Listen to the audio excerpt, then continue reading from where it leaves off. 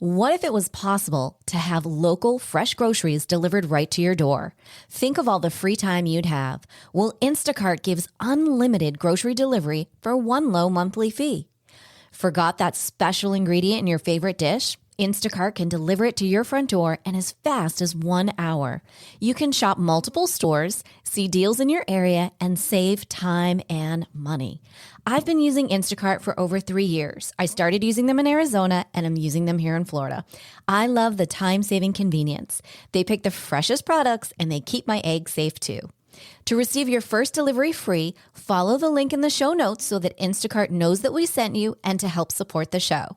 Instacart. Never step foot in a grocery store again. Welcome to Empowered Within, a soul-quenching, transformational podcast that will set your soul on fire through candid and inspiring conversations. Leading experts, celebrities, healers, and I share our journeys of how we've overcome challenges to living an empowered life from within. I'm your host, Jennifer Pilates. Welcome to another episode of Empowered Within.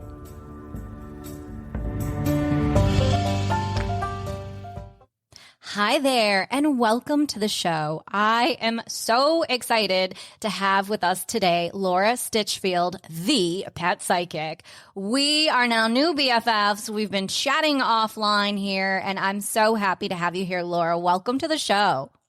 Oh, thanks for having me. It's so great to be on. Yes, this is so much fun. Laura, let's just start. Tell us a little bit about yourself and everything that we need to know about the pet psychic.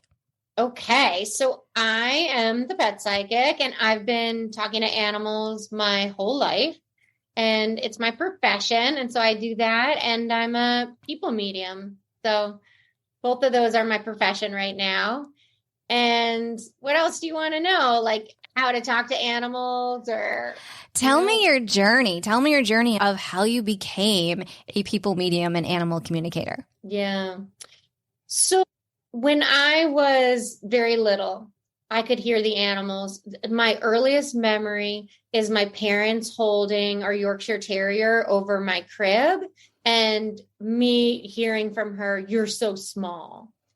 And so I always knew what animals were thinking and feeling from when I was really little. And it wasn't until my early 20s that I realized that not everyone else did.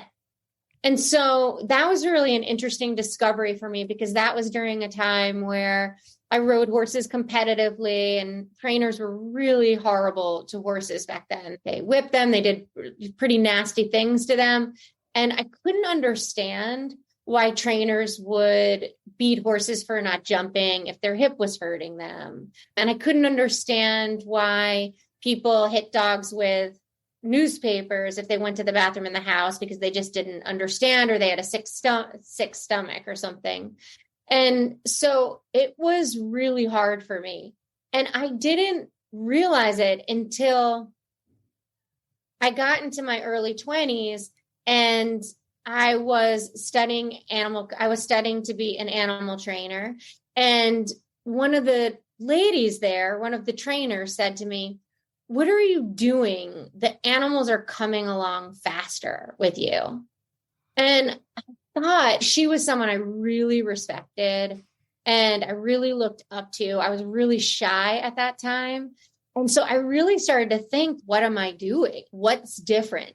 And at that same time, someone had given me a book on animal communication, and I had a cat named Juliet, and I was backpacking a lot at that time. And every time I would come home from a trip, she would meet me on the front stoop, take a look at me, and then take off. She'd just be like gone. And sometimes she would be gone for days. And I had her set up for when I was gone. My sister would come and take care of her and everything. So someone was taking care of her when I was gone. But she was so mad at me that she would take off. So I read in this book that if you picture the sun rising and setting for as many days as you'll be gone, and then picture yourself coming back home, that they'll understand that. So I did that to Juliet. And when I got home from the next trip, she met me on the front stoop, and then she came into the house, and then she actually slept with me that night and was like kneading and purring. And that was a behavior that she never did. So I was like, wow, there's really something to this. There's really something to like sending the information to animals, not just feeling what they knew. Then I had a dog. Her name was Lala, and I had her at that time too. And I moved to California and I was studying more of the animal training and more of the animal psychic work. And I came home from one of my classes and I was practicing. And I said to Lala, Lala, how are you today? And I heard really clearly in words, like, Mom, I'm dying inside, like really strong. And I said to my boyfriend at the time, Lala just said she's dying. And she was backpacking with us and stuff. So she didn't seem like she was dying. She seemed healthy. And he said, oh, no, you didn't hear that. A couple months later, she had a spleen tumor that burst and she had to be rushed to the hospital. And that's an interesting thing too, because I was, like I said, it was a really shy time in my life. And I had been reading, it was before the internet. And I had been reading like all these books on trusting your intuition. And so I was in the hospital with her and the vets all came up to me and there was like a team of them. I was at a specialist hospital and they were like, the humane thing to do is to euthanize her. And I just looked at her and she just did not want to die there. She wanted to go home. She'd been there for a few days. So it was really hard for me because all these people who were older than me were like staring at me saying, this is cruel if you take her. But everything inside of me was saying no. And she was looking at me saying, I want to go home. So I took her home and one of the vets came out while I was putting her in the car and said to me, hey, just want you to know that I would have done the same thing. And if she doesn't pass away tonight, you call me. And she gave me her number. And so then I slept with her that night. And then that next day, I had to call her and she had to come up to help her. And it was a beautiful morning. The dog was Lala. She was outside and I was stroking her. And everyone thought that I would be like a mess after Lala died. But the most amazing thing happened during her euthanasia. When the woman gave her the shot, I actually saw her spirit, Lala's spirit, rise out of her body. And it was like, I say it's like coins in a wishing well or like the sun shining off water. It was like this really shimmering. And I felt her fly through me.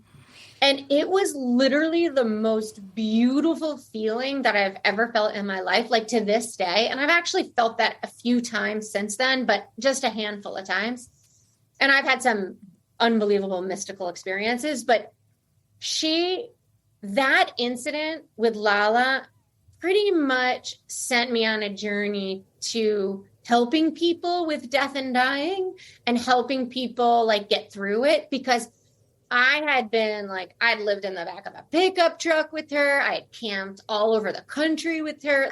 Everyone thought like when she went that I would just be a mess. And it was, you just couldn't, with what I felt, like just knowing where she was, it was just such a beautiful experience that it's propelled me forward to learn more of the animal communication and to help people in that area. That is such an incredibly beautiful story.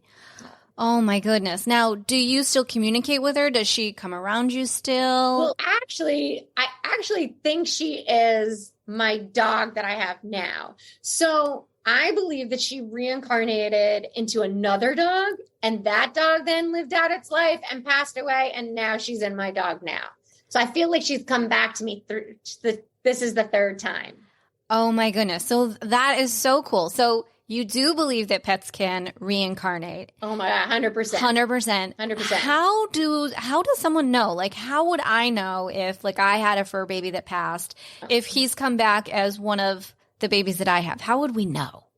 It's just a feeling. you just have a feeling of, I know this animal, and they do things that are similar. Like they might lie in the same places or nuzzle you in the same way or have like a few of the tendencies that the other one had, but it's not an exact clone. It's a different personality because it's a new life and new lessons and new genetics. So there are a lot of differences. But there is like this basic feeling that you have that you're like, I just know you. I just feel you. And when they come back to you, there are all these like different signs and synchronicities, like with Lala. And I didn't know when she came back as my dog Stormy, I didn't know about reincarnation. Like it wasn't something I was studying or even that I was interested in at that time. And Lala had this little white, like, piece of hair that we used to always play with, like on her head. She was sable color, but she had this like white piece of hair. And this dog Stormy, I picked him out of a litter of 10 and I wanted to keep his tail. So he looked like a little rodent when I picked him out. But the reason why I picked him was because he had this little white like thing there. And so there's like little signs like that if I was looking for a reincarnation, that would have helped me pick him. I was not necessarily looking for a reincarnation. And that's the thing that's so amazing about it. When they come back, you're magnets for one another. So you'll just find each other. You don't have to be like super focused on, am I going to get it right? It just happens. It just happens. That is so beautiful. Yeah. Over the time that you've been doing all of this work, how do you feel this has enhanced your life? Oh,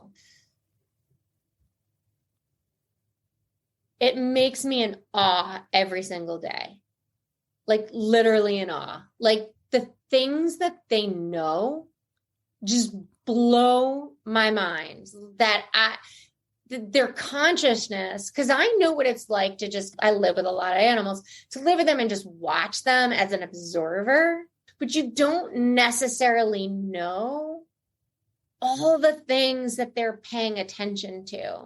They'll often talk about people like their like conflicts that people are having at work. People aren't even at home. And the animals will know about conflict that they're having at work, or they'll know what a child is going through, like the struggles that they're going through. And they'll offer advice, like they're little gurus in a way, but children can be like that too.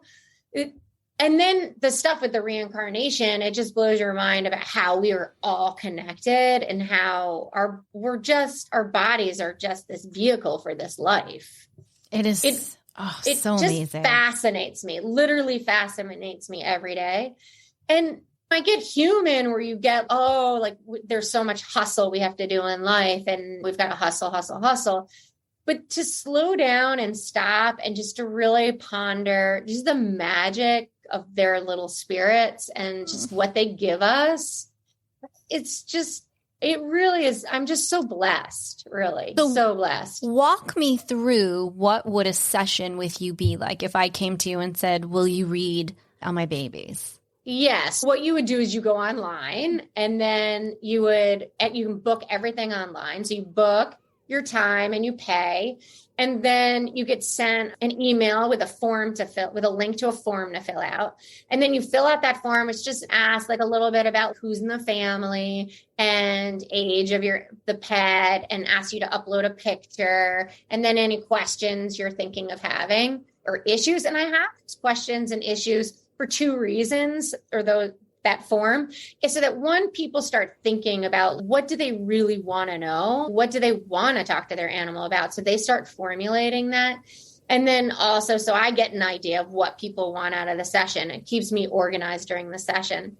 Then when it's our session time, I call the client and then we go over the form and I ask them if they have more questions. And then I tell the animal that we're talking, and then we can go back and forth. So I ask the animal a question, the animal tells me, and then I relate that to the people, and we can go back and forth. And I actually type it out while I'm talking to the animals. So you'll hear me like typing away and maybe whispering.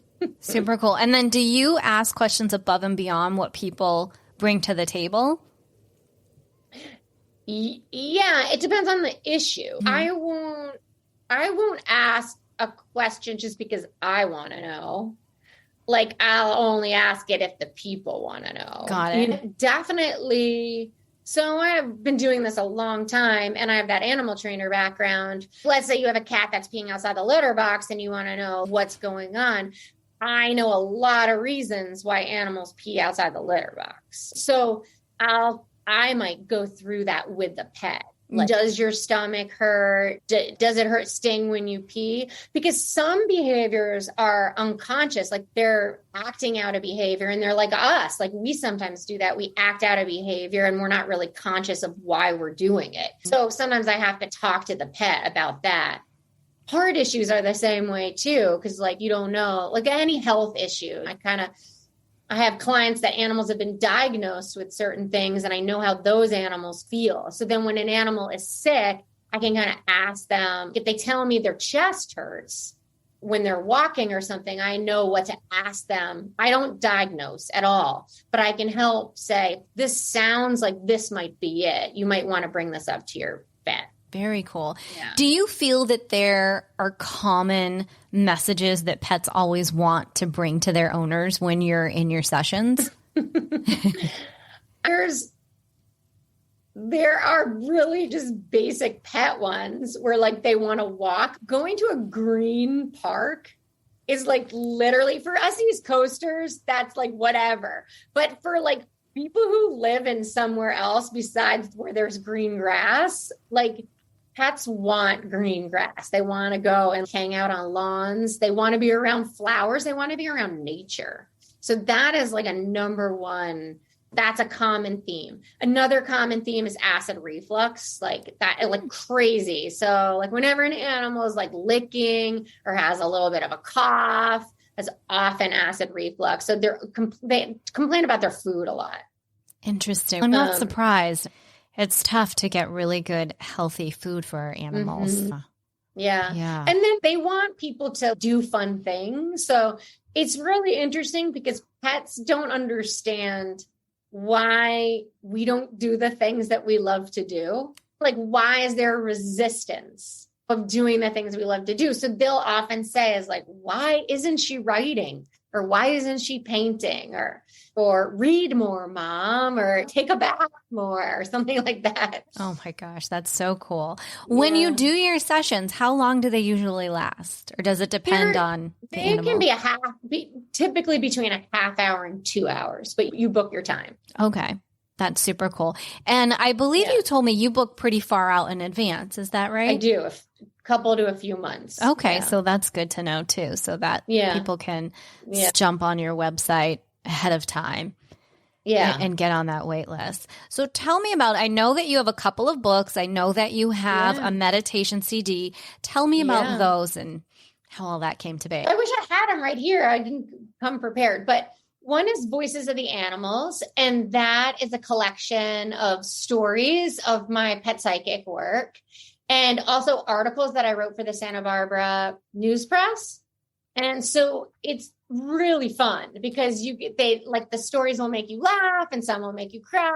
And then you'll also learn a lot about how to communicate with animals and how to center yourself and how to deal with death and dying. The other book is Stormy's Words of Wisdom. And that's a collection of little tidbits of wisdom from my late dog, Stormy. I used to have a podcast myself. And at the end of that podcast, he would always do a little Stormy's Word of Wisdom segment. And so that's where that came from. So he had a big following, like way before social media. Like, I wish I had Stormy during Instagram because that would have been fun. And then the other one is my CD, which is Pet Communication for Death and Dying. And it's about navigating the death and dying process. So it can actually lead you through like how to tell if your animal is in pain and where your animal is in pain, and then how to explain to your animal about passing and how to say goodbye.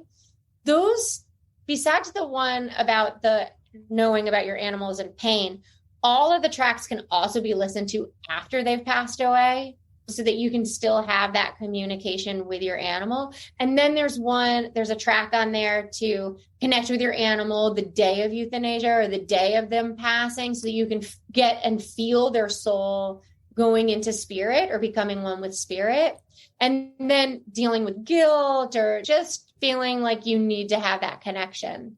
So people really love that CD. And actually, I was surprised when my bunny passed away. I actually started to play it like just while I was in the house, because it was like even helped me. It was just so nice to have it and be able to connect with him. So you don't really need to meditate with that. You can have it playing in the background. Very helpful. That is super helpful. Yeah. How do you feel? I want to ask this question because I've heard this and I don't know how you feel about it. I've heard that animals know, like it's pre-planned when they're going to pass and how they're going to pass. Have you heard this? Some do and some don't. Okay. Definitely. It's like us. I think some do and some don't. Okay. I don't think they always choose their passing time. I think sometimes that's chosen for them. But I do feel like with the animals and with people that the veil does get thinner a few days before passing. So you might feel that. Animal might feel that. And the animal might feel like they're like, okay, like this is different. And then they might see animals or people on the other side. Like even our ancestors will come for them and they'll start seeing them before the days before they pass. So that way they may know. Yeah, that's really special. And let's talk a little bit about your mediumship with people. Do you have a preference? Let's ask this. Do you have a preference between people and animals during your sessions?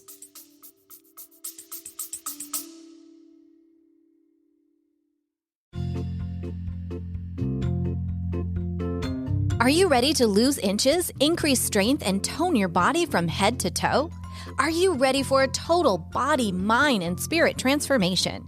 I am excited to announce that I am launching my exclusive 8-week Pilates Return to Life training program. This will give you an opportunity to have a total body, mind, and spirit transformation of health and wellness to a new lifestyle. Imagine in 7 days you will feel a difference, in 14 days you will see a difference, and in 8 weeks you will have your new Pilates body. So what do you say? Want to join me on the mat? Head over to jenniferpilates.com today. Space is limited. Use this special promo code EW and the word special, EW special, to receive $200 off while space is available. Head on over to jenniferpilates.com and I'll see you on the mat.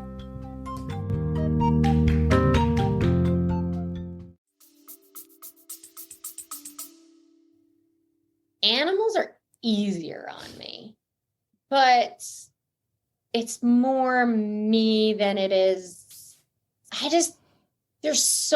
With people, there's so much unfinished business, and that can be sensitive for people. It's a little harder on me, but I still love them. I love them just the same. Yeah, I do love them.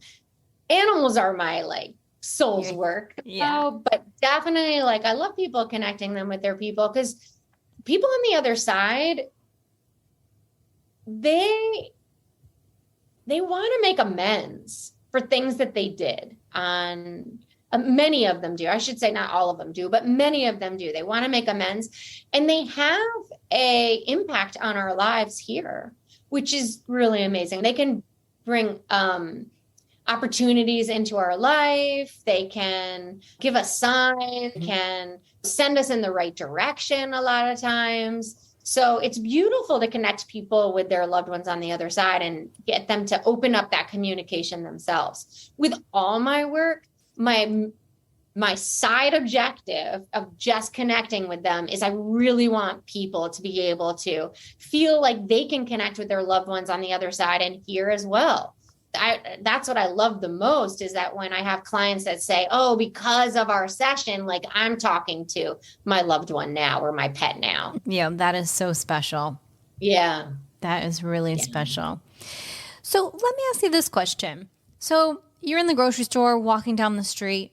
Are you hearing every dog and every bird? Not anymore. When I was younger, I did. And I would get exhausted. like just exhausted because I was an open channel all the time and I had no boundaries. So I literally spent a day a week like in bed because I was so exhausted all the time. And I learned as I got older to really put up boundaries. And so I turn it off. It's just like having a cell phone or just like an average person walking in there. If I look someone in the eyes, I can see a lot about them. And so sometimes I try not to look too much. I understand. And the same with the animals. Like I might talk to an animal that I see out, but I don't always, I'm an introvert by nature. So I wouldn't always tell people like, oh, I see your dead grandma or your brother or your pet is here or what the pet is saying just because I'm too shy, I think, to do that.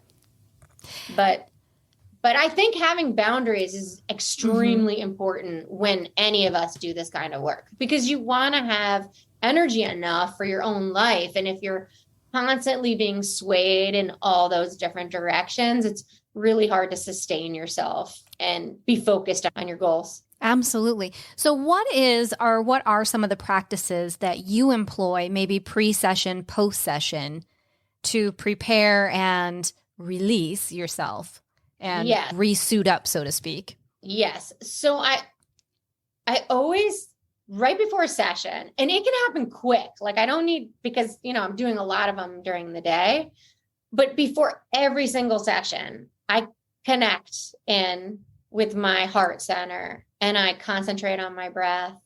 And then I always call in like my higher power, my higher self, and any guides, my guides, the client's guides, the animal's guides, and ask them to really help make the communication clear. And then also help everyone feel as if they benefited from the session. That's where I really set that intention. And I do that before every single client. That's beautiful. The closing, I don't do much of a routine with the closing. I'm usually like rushing to get to the next one. So for those out there who are like, oh my gosh, like I want to do this, I want to learn how to do this, or maybe they're already practicing and they're at that early stage, like you're speaking of, where they're this open vessel. Many people are this open vessel. Oh, so many people. What advice would you give to them to learn how to close that vessel and set those healthy boundaries? There's so many pieces of advice, but the ones that have helped me the most in the very beginning is to start looking at your relationships with people in your life and start thinking to yourself, do I have healthy boundaries? Are people treating me well?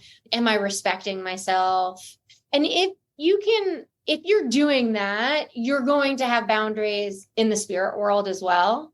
I think really starts with our communication with people and our boundaries with even animals here. And then I'm huge into meditation and brain heart coherence. So it's extremely important to start realizing that we are in charge of our own energy and we are in charge of our own thoughts and feelings. And so often people want to put the blame on a situation that happened or another person or even an animal, their behavior. And it's really important to take it back, connect in with yourself and start asking yourself, like, what is my energy like right now? Am I calm? Am I centered? Do I know how to self-regulate myself back to that? And how long does it take me to self-regulate myself back to that? Because if you can start self-regulating yourself back to that, you're going to be centered enough so that you can hear something else come in. And then the other thing is to start really paying attention to your thoughts and feelings, because you can't know what someone else is saying if you don't know what yourself is saying. So it's important to, how do I think? Do I think in pictures? Do I feel things in my body? Do I see like flashes of pictures, or do I see like a movie? Do I just have a sense of knowing? Like what are the things that I'm saying to myself? So then if you're in a calm moment and something else pops in, you can be like, that just popped in. And it can be something little, like when I'm talking to an animal, something might happen to me where like I'm talking to them and then all of a sudden like my shoulder hurts or my hand cramps up. And I can easily think like, it's the way I'm over the computer. It's the way I'm typing. But I have to always ask myself, wow, that's weird. I didn't have it 3 seconds ago. So now I need to ask the animal, do you have a pain in your shoulder? Go back and get confirmation. The other thing that I think is really important for people to understand and to start practicing is to giving themselves permission to slow down and to have patience, because we are so with like Instagram and Facebook and scrolling and emails and text messages, we are being bombarded all the time by either someone needing us or some sensory or something that we are trained ourselves to do. And just giving yourself the time, especially with animals, to just center yourself again and just be patient and say, okay, what do I need to do? So for instance, if an animal is jumping on you, just take a moment before you say off and then center yourself. And then how do I say this in a clear way so my animal can understand me? Because if I'm frantic when I say it, my animal's going to get more frantic. That's a really good piece of advice. Lots of good pieces of advice. Absolutely. We are getting to this time in the show where I like to ask this one question, Laura. Are you ready? I'm ready. All right. What is one thing that no one knows about Laura? I thought about this before when I listened to your podcast, but all of those have gone out of my head. But when you just said that, it was so weird. I just thought to myself that I would want a tree house. You are in a perfect location for that. There are so many other things that I'm not sharing though. And that's okay. Those are healthy boundaries. I love it. Oh my gosh, this is so much fun. Laura, will you share, as we begin to close out the show, one last piece of parting inspiration for our community? Oh, just believe in yourself and believe in your animals and believe that they can understand you and believe that your loved ones are with you in spirit and believe that believe in the possibility of everything can get better, that it gets better from here. Perfect. I love it. And Laura, will you also share with our audience, where is the best way that they can connect with you so that they can arrange a reading with you? Okay, awesome. The best way to connect with me is through my website, and that is thepetpsychic.com. So thepetpsychic.com. And I'm also on YouTube and Facebook and Instagram. And you can either find me by Pet Psychic or The Pet Psychic. Perfect. That is great. And of course, all of Laura's information will be over in the show notes at jenniferpilates.com. Laura, this has been a blast. Thank you so much for coming on the show and sharing your incredible energies with us. I'm so grateful to have you here today. Oh my God, I loved being on. Thank you for having me. I've so been enjoying your podcast. It's just so great. So thank you. Thank you so much, Laura. I appreciate it. As we say, everyone, until next time.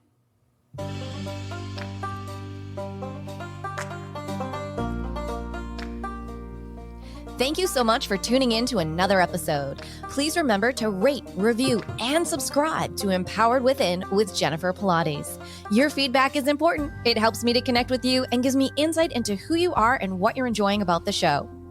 For today's show notes and discount codes from today's sponsors, head over to jenniferpilates.com. Until next time, may you live an empowered life from within.